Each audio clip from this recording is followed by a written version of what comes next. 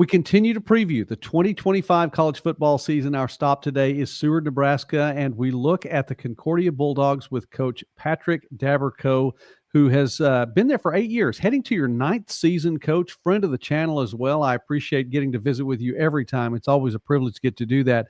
Coach, I want to look back at 2024 really quickly, just to get things started and to set the stage for this year. 8-2 last year, a fantastic season in 2024, a 5-game winning streak to end the season, to roll through that back half of the schedule, which started, by the way, with a win at Northwestern, the number 2 team in the country at the time. Now, I know every game is a big game, Coach, but I'm going to say from an outsider's perspective, that was a big win. It really was a big win. I think you got a lot of attention with that one and just rolled from that point on. But 8-2, tell us a little bit about last season. Yeah, I think we had a special group, and it's been a lot of work, and to kind of figure out, where's our what are we best at? What can we be elite at within our conference? And we play. I think the GPAC conference is the toughest conference in small college football. I think that you could. I think that's a really hard thing to debate against. All that said, you got to be on top of your game, and our best players were our hardest workers last year, and so we had players who just made plays in big moments, and it was a lot of fun. Very unified locker room, something that takes a lot of work, and a coaching staff that's been together for a long time. And we think that everything. Anytime you have success, it's it's because the process was adhered to and done well. And so we were able to execute some things last year that we hadn't in a while, and it was fun to see it come together. Certainly not where we want to be yet. Not until we're putting rings on fingers, but it was a great stepping stone for sure. When you mentioned the process, and you may have answered the question, but I'd like to take that just a step further, because at this point in your tenure now, heading into year 9, there's consistency with the program. There really is. And it continues to trend upward. It's continuing to move upward along the way. Talk about that process just a little bit. What do you see that goes into it? Is there a certain key or keys that stand out to you? I realize when I say the process, just how like coach speak that sounds. And it makes me almost like, the truth is, I'm going to try and not give you a boilerplate answer. The truth is that I've made enough mistakes in this gig and I've had administrative support to walk through those mistakes with me and have my back, because we went 3-7 2 years in a row. My second and third year as head coach, and a lot of people will cut and run after that, but the people here at Concordia University, Nebraska, just stood steady through that, and we were able to. They were kind of able to weather the storm with me, and we learned a ton during COVID. I think to the 2020 season, I think everybody learned something from that. If you didn't, you weren't paying attention. And we were able to kind of just identify some areas that we could stick out in recruiting, where we would, attract the right kind of guys, and kind of lean in on who we are as a university, who we are as a football program, who we are as the coaching staff, and really just build from there. And so it's been a ton of hard work, and we're not where we want to be yet, but you can look at us on paper and go, yeah, there's absolutely progress being made, and that's fun to see. And winning's just a lot more fun than the alternative. And so while our purpose is always going to be higher than just wins and losses, man, the job's a lot more fun when you're winning. No, that's very much certain on all counts right there. I appreciate that thought. Well, so let's look ahead then to 2025 now. DJ McGarvey to Austin Jablonski is a phrase we will not be saying in 2025. I know it would probably be fun for you to get to hear it one more time. Tell us a little bit about the offense. You move on. It's going to be a little bit of a different era now. Yeah, I'd say different in the names that are going to get called over the loudspeaker. Same with the standard and the production we expect to have. We have a tremendous group of offensive linemen coming back that we're really excited about. Derek Campbell, Cadence Velde, Brevin Damrow, Carter Meyer, Seth Moore, Jeremiah Vasquez. Those are all names that you're going to hear, I think, a lot next year. And I don't care what you got going on the perimeter or behind or in the backfield. If you're not good up front, you don't got a shot. And so we really feel confident in our offensive line, which leads us to be confident in the rest of our offense. Gideon Stark is probably going to start for us at quarterback. He has been buying his time, and he's done a great job of playing that backup role and being ready at any point. And he's ready now. Like, we're really excited to see what he does within the offense here this coming season. He's got a really strong arm, highly competitive, great leader, and really has a huge ceiling. So we are really excited about him. And then Carlos Collazo has had a lot of experience. Our running back room, we feel, is really deep. There's some guys that haven't had an opportunity to get their name called that will get their name called this year in our running back room. Maddox Rickardson, Dusty Kapke, our tight ends who will play for us this year. And then on the perimeter, we don't have Jablonski, but we have Adam Van Cleve coming back, Max Bartles, Johnny Pels, amongst a large group of other guys who are going to compete for time. And we're excited about our group on offense. We feel like our production should remain high. We don't have any reason to think that we can't put up the numbers we put up last year. And we know that that's not just a reflection of the guys who make the plays, but it's a reflection of the entire collective unit, the offense, the defense, the special teams, everybody working together. And so, we're excited about where we're the progress that we've made. And we expect to continue heading into 2025. We're visiting now with Coach Patrick Daberkow here on Midwest Sports Net, and we just encourage you, please like the video and subscribe to the channel. That's encouraging for us. We enjoy talking about small college sports and more throughout the Midwest and beyond. And, of course, Coach Patrick Daberkow of Headset app fame. You may know him from that. Coach, let's go off the preview trail just for a moment and talk about the app. Yeah, so a couple years ago, got a bill for headsets, thought it was a little bit ridiculous. And so went to a buddy and said, hey, there should be an app for this. And there just wasn't anything on the market. And so I got with some friends, developed an app, and we launched the Headset app in June of 2023. And our staff has been using the Headset app the last 2 seasons.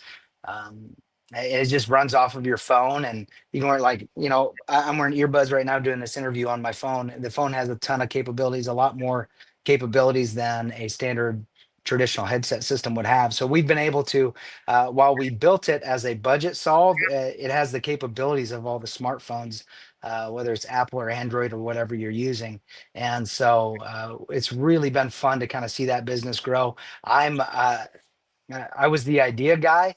Nick Top is our CEO, and he's done a really good job with it. And I've been able to kind of just, my passion is coaching, and so that's what I'm going to do. But the Headset app has been something that's been kind of fun to see that business grow. We had 50-some football programs that first fall, and then last year in our second season we had over 250.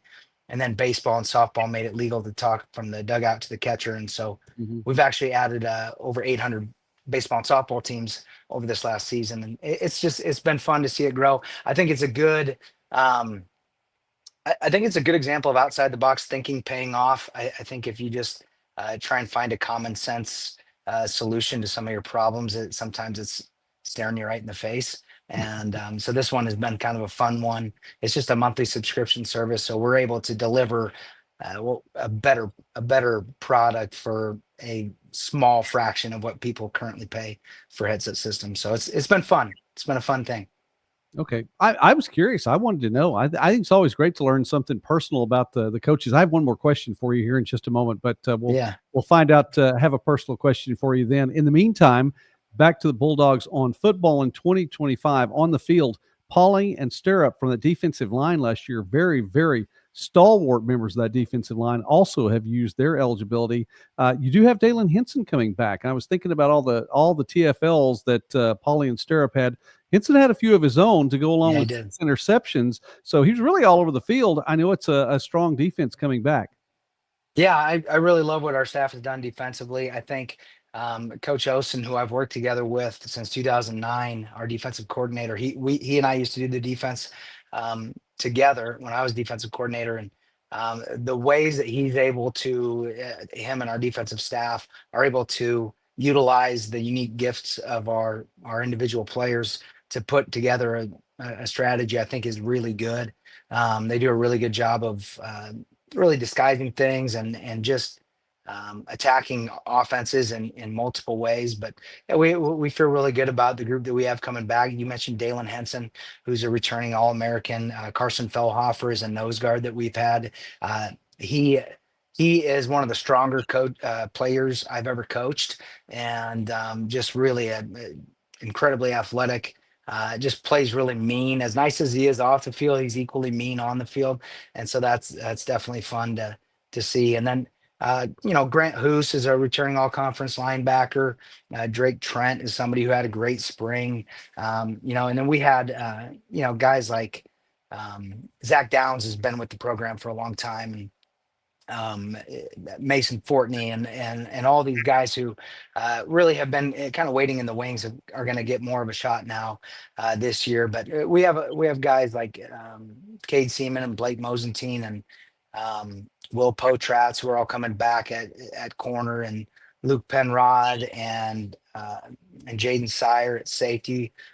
We feel really good about the guys that we have on defense. It's just a matter of staying healthy and putting it together, and so we're definitely excited about that unit. All right. The special teams unit, can't leave that out. I know that Peyton Atwood, who'll be a junior for you this year, really consistent last year. 44, 47 point after, only 4 field goal attempts, made all 4 of them. Yeah. Part of your special teams unit. Tell us a little bit about that area.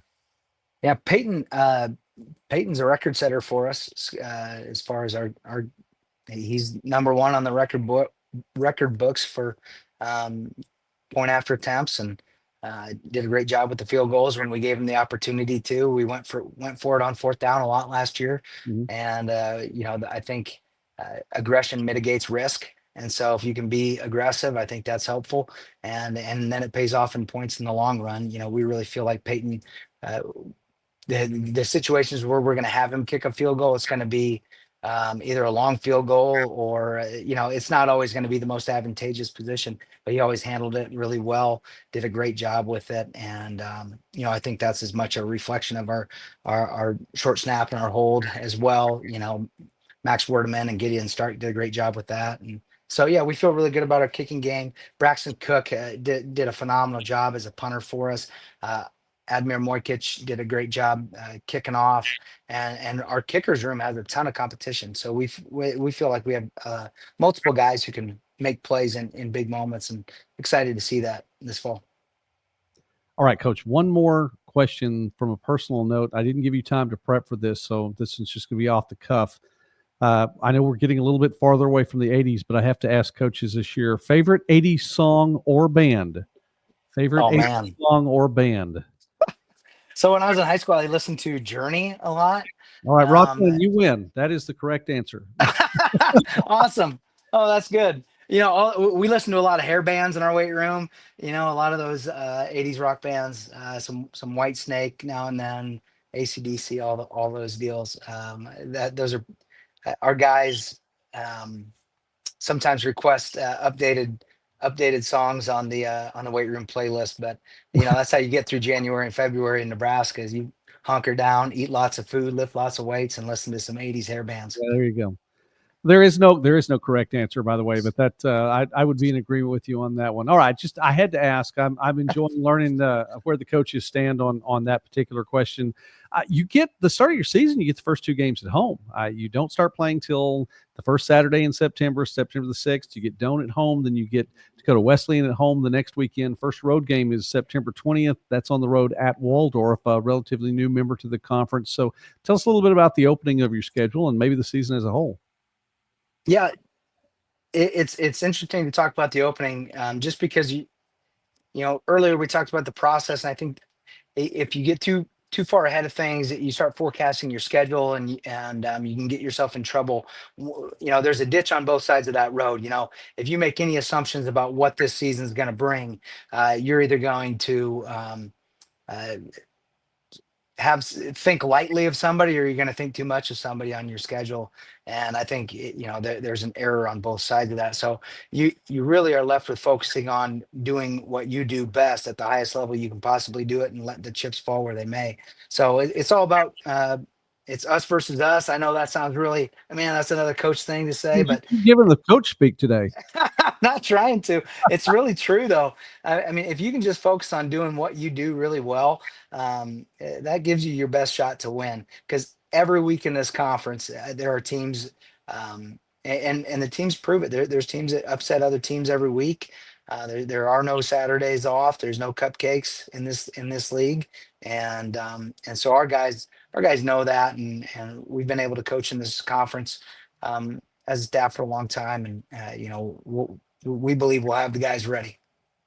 All right. Well, we're going to follow you all. We'll definitely be following the Bulldogs again in 2025. And Coach, I meant it when I said it's always a privilege to get to visit with you and to have you on the channel. Thank you for stopping by and previewing Concordia for 2025. It should be another good season, and we look forward to getting to see how you all fare. Thank you, sir, for taking time with us here on Midwest Sports Net. Always good to talk to you, Joey. Thank you so much for the opportunity.